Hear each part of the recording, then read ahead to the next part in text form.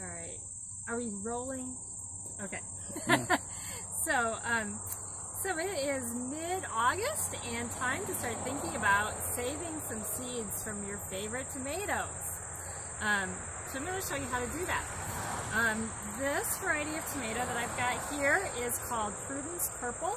You can see it's a really beautiful big pink beefsteak heirloom tomato. If I cut into this tomato, you're going to notice, as you already know, I'm sure, right, that the seeds are encased in this sort of gel,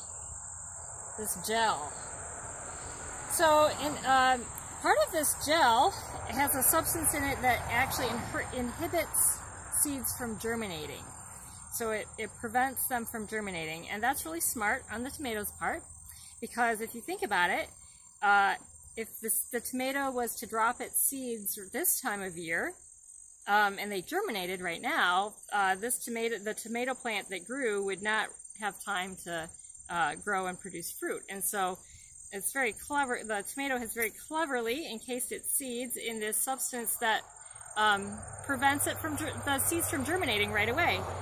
Over the winter, if these seeds were laying on the ground, that gel would decompose and break down, and then the seeds will germinate in late spring, early summer. And some of you who have had tomato volunteers show up in your garden know that what about that timing is. So if we're saving seeds from tomatoes, what we need to do is, if we were just to put these seeds on a plate and dry them, if I planted them next spring, they wouldn't germinate very fast. Or they wouldn't germinate until that substance breaks down. And so what I'm going to do is I'm going to scrape these seeds out into a container, and we're going to ferment them, and that's going to break down that gel, and then we can dry them, and the seeds will germinate. So there's a couple of different ways to do this. With a big beef steak, usually the way I do it is I just kind of cut them open by the slice.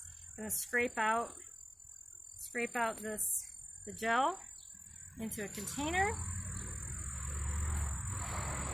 like this. I'll go down through the tomato and just kind of do that for all these sort of seed packets. And then I can roast this down and make it into a delicious tomato sauce. If you have a smaller tomato, it can work to just kind of put an X in the bottom of it, or a couple of X's, and just kind of squeeze those seeds out the bottom like this.